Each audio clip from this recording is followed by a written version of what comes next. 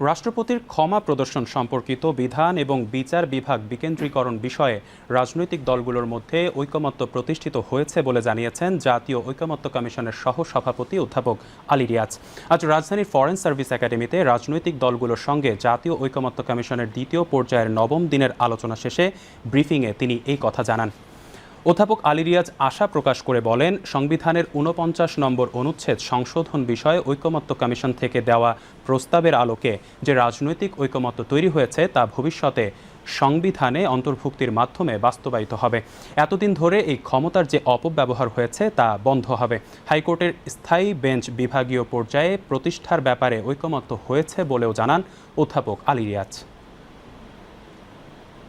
আজকে যে ঐকমত্য হয়েছে তা হচ্ছে যে সংবিধানের ৪৯ অনুচ্ছেদ সংশোধন করে রাষ্ট্রপতির ক্ষমা প্রদর্শনের ক্ষমতা সহ সব নির্বাহী ক্ষমা প্রদর্শনের ক্ষমতা প্রয়োগের সুপারিশ করার জন্য আইনি ব্যবস্থার বিষয়টি সংবিধানের অন্তর্ভুক্ত করার ব্যাপারে ঐকমত্য হয়েছে।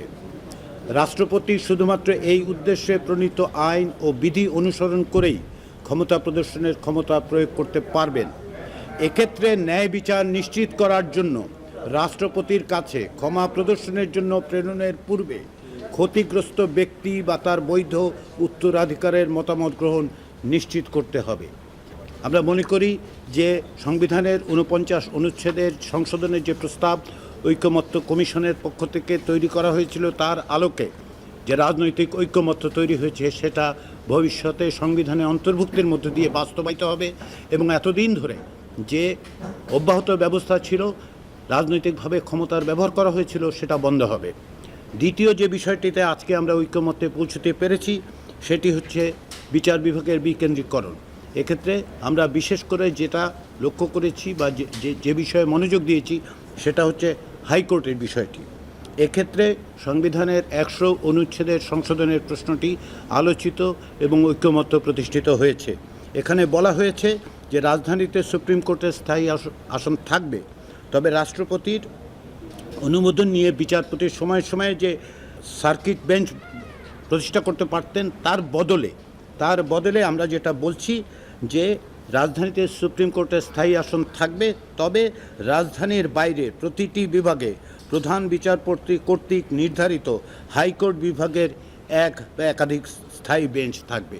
অর্থাৎ হাইকোর্টের স্থায়ী বেঞ্চ বিভাগীয় পর্যায়ে স্থানান্তর প্রতিষ্ঠা করার ব্যাপারে ঐকমত্য তৈরি হয়েছে। এ সময় বিএনপি, জামায়াত, এনসিপি, এবি পার্টি, ইসলামী আন্দোলন, গণ অধিকার পরিষদ সহ বিভিন্ন রাজনৈতিক দলের কেন্দ্রীয় নেতৃবৃন্দ আলোচনায় নিজেদের ঐকমত্যের কথা গণমাধ্যমের কাছে তুলে ধরেন।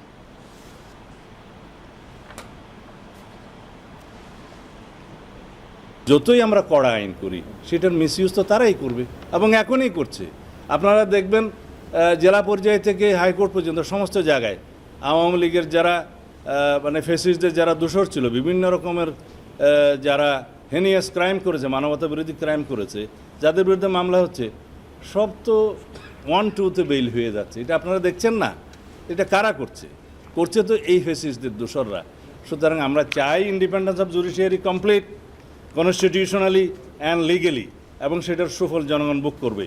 তবে এই ফ্যাসিস্টদেরকে তার আগেই এই জুডিশিয়ারি থেকে বিদায় করতে হবে। মেধাও কাজে লাগার মতো যদি ব্যবস্থা থাকে তাহলে ডাক্তাররা যে আগে যেত না, একটা অভিযোগ ছিল না যে ডাক্তাররা যায় না এলাকায়, এখন তো যাচ্ছে ডাক্তাররা। কারণ রাষ্ট্র যদি সেভাবে এনভায়রনমেন্ট তৈরি করে তাহলে যে যেখানে দরকার সেটা যাবে। এটা আমরা আর্গুমেন্ট দিয়েছি।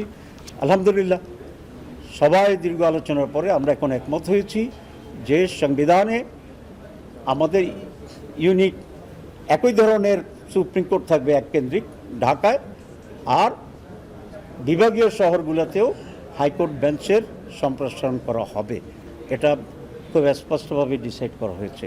বিচার ব্যবস্থাকে একদিকে যেমন স্বাধীন করা, বিচার ব্যবস্থাকে আবার মানুষের আশ্রয়ের জায়গায় নিয়ে যাওয়া, মানুষ যাতে সহজে ন্যায় বিচার পাওয়ার পথ পেতে পারে, তার পথটা প্রশস্ত হয়, সেই দিকটা নিশ্চিত হলো। রাষ্ট্রপতির ক্ষমতার প্রশ্নেও আপনারা দেখেছেন যে এইখানে রাষ্ট্রপতির ক্ষমতার মধ্য দিয়ে আসলে ক্ষমা প্রদর্শনের নামে যে ধরনের বড় রকমের আবার অন্যায় করা হতো সেইটা একটা বন্ধ করার রাস্তা আমরা তৈরি করতে পেরেছি। তো আর্টিকেল 100-কে যে সংশোধন করবার কথা বলা হয়েছে, আমরা মনে করছি 94 অনুচ্ছেদকে সংশোধন না করলে 100 পরিবর্তন করলেও আমরা এটার বেনিফিট জনগণ পাবে না, বিকেন্দ্রীকরণটা হবে না। আইনজীবীরা রিট করে এই সব প্রভিশনটা বাতিল করে দেবে। তাই সুপ্রিম কোর্টের সংজ্ঞা পরিবর্তন করতে হবে, করলে পরে শুধুমাত্র আর্টিকেল 100-র অধীনে বিকেন্দ্রীকরণের রেজাল্ট আমরা পাবো। রাষ্ট্রপতি নিজ উদ্যোগে যেন কোনো কাউকে ক্ষমা প্রদর্শন না করতে পারে এই বিষয়ে গণ অধিকার পরিষদ মত দিয়েছে।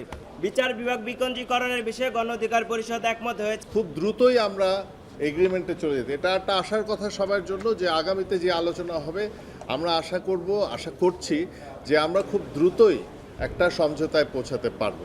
আজকে ঐকমত্য কমিশনের তরফ থেকে প্রস্তাব করা হয়েছে যে বাংলাদেশে সুপ্রিম কোর্টের হাইকোর্টের যে বেঞ্চ ঢাকায় রয়েছে, ঠিক তেমনিভাবে বাংলাদেশের প্রত্যেকটা বিভাগীয় শহরে একটি করে হাইকোর্টের স্থায়ী বেঞ্চ স্থাপন করা হবে। আমরা এই প্রস্তাবের সঙ্গে একমত হয়েছি এবং ঐকমত্য কমিশনের দায়িত্ব হলো আমরা যে বিষয়গুলোতে রাজনৈতিকভাবে রাজনৈতিক দলগুলো পক্ষগুলো আমরা সংস্কারের বিষয়ে একমত হব, সেই একমতের বিষয়ে আমাদেরকে দৃঢ় থাকতে হবে। ঐকমত্য কমিশনকে দৃঢ় থাকতে হবে রাষ্ট্রের যে প্রতিষ্ঠান, যে ব্যবস্থা, যে বন্দোবস্তের বিষয়ে নতুন করে আমাদেরকে সিদ্ধান্ত গ্রহণ করতে হচ্ছে, সেই সিদ্ধান্তগুলো যাতে রাষ্ট্রের সকল পর্যায়ে বাস্তবায়িত হয় সেই সিদ্ধান্ত আমাদেরকে গ্রহণ করতে হবে।